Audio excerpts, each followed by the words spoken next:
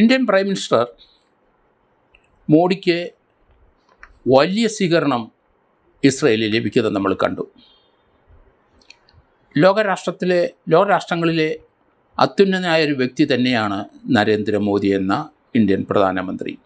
Israel പോലെ അതിശക്തമായ പ്രതിരോധ സംവിധാനമുള്ള ഒരു രാഷ്ട്രമാണ് ഇന്ത്യയിലെ പ്രൈം മിനിസ്റ്ററെ രണ്ട് കൈയും കൂപ്പി നിന്ന് അവർ സ്വീകരിക്കുന്നത് കണ്ട് നമ്മൾ മോഡി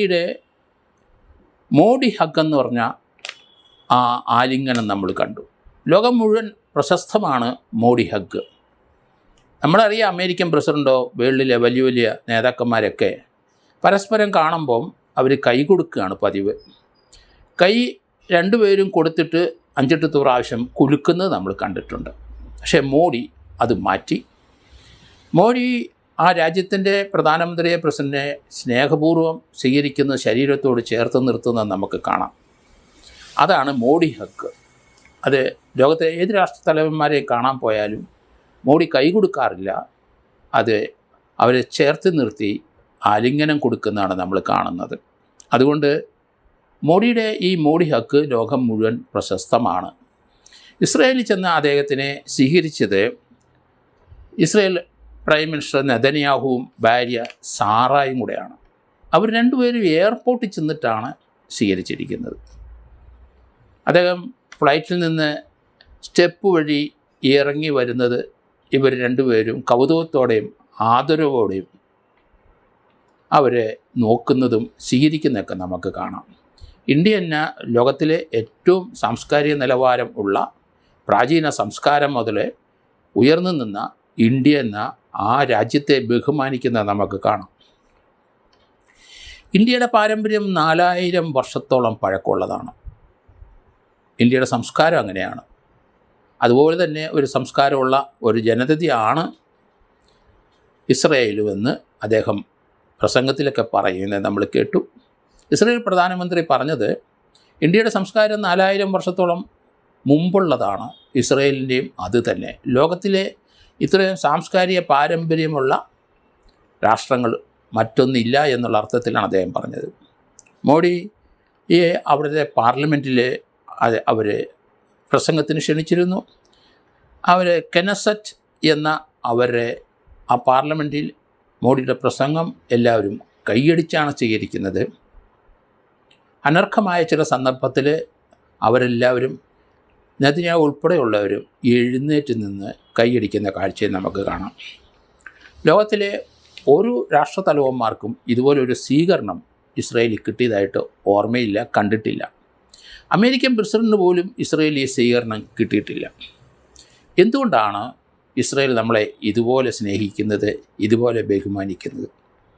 ഒന്ന്, പാരമ്പര്യം തന്നെ. നമ്മുടെ പാരമ്പര്യവും അവരുടെ പാരമ്പര്യവും ലോകത്തിലെ സാംസ്കാരിക നിലവാരം ഉയർന്നു വരുന്ന 4000 വർഷങ്ങൾക്ക് മുമ്പുള്ളതാണ്.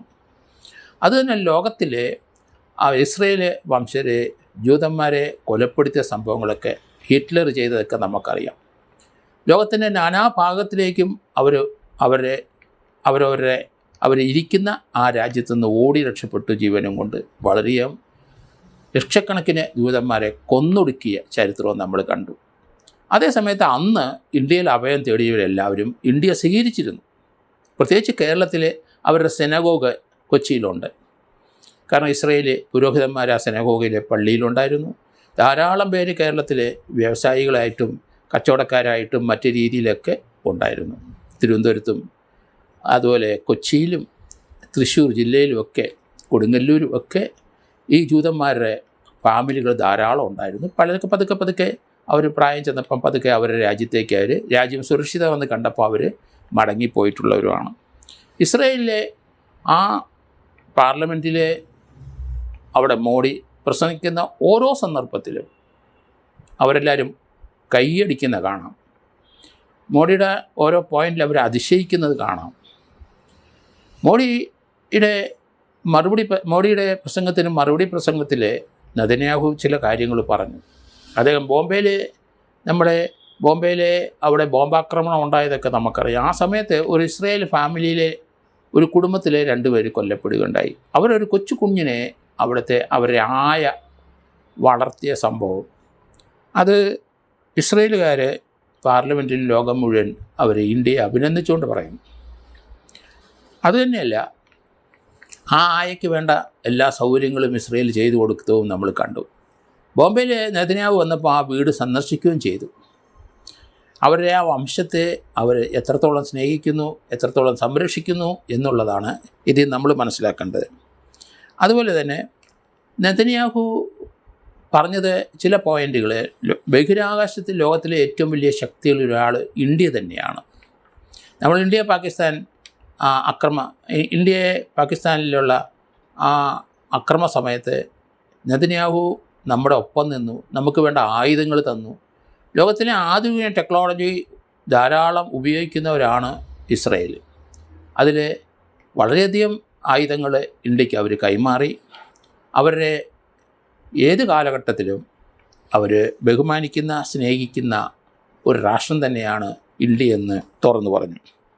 ചിന്തകളിൽ നിന്നുമാണ് അദ്ദേഹം പറയുന്നത്, ഇന്ത്യയിലെ ജനങ്ങൾ, ലോകത്തിലെ ഏറ്റവും കൂടുതൽ ജനസംഖ്യയുള്ള ഇന്ത്യയിലാണെങ്കിലും ഇന്ത്യയുടെ ജനങ്ങളിലെ യുവത്വം അത് തീർച്ചയായിട്ടും അത് ഇന്ത്യയുടെ ശക്തി തന്നെയാണ്.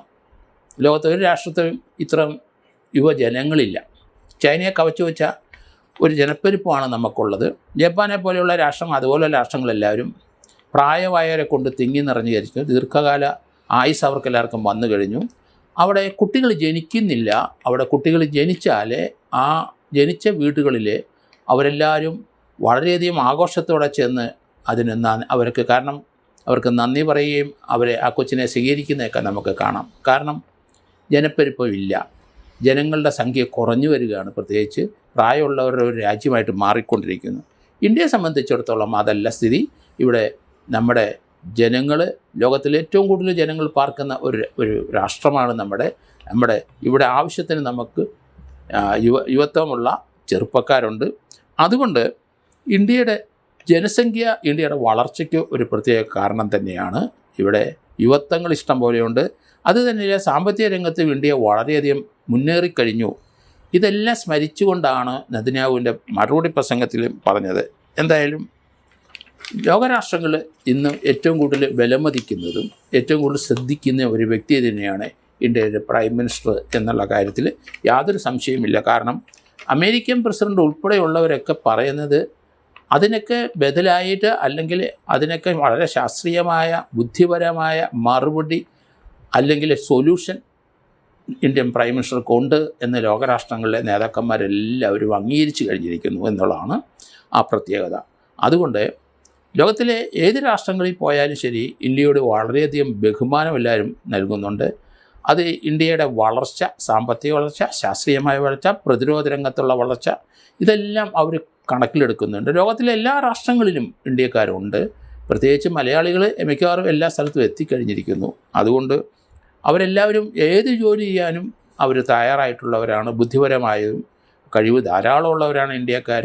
അതോടൊപ്പം തന്നെ അവർ ഏത് ജോലിക്കും അവർ വിദേശത്ത് തയ്യാറാകുന്നു എന്നുള്ളതാണ് ഒരു പ്രത്യേകത. എന്തായാലും നമുക്കെല്ലാവർക്കും അഭിമാനം തോന്നുന്ന ഒരു നിമിഷം തന്നെയായിരുന്നു മോഡിയുടെ ആ ഇസ്രയേൽ സന്ദർശനം. അദ്ദേഹം ഇന്നലെ സന്ദർശനം കഴിഞ്ഞ് മടങ്ങിയെത്തിയിട്ടുണ്ട്. അദ്ദേഹത്തിന് ലോകം മുഴുവൻ അറിയപ്പെടുന്നത് അദ്ദേഹം സംസാരിക്കാറില്ല, പക്ഷേ കൃത്യമായ കാര്യങ്ങൾ പറയും. അതോടൊപ്പം തന്നെ അദ്ദേഹത്തിൻ്റെ സ്നേഹമിശ്രണമായ ആ ആലിംഗനം, മോഡി ഹഗ് എന്ന് ലോകം മുഴുവൻ ഇന്ന് പ്രസിദ്ധമാണ്.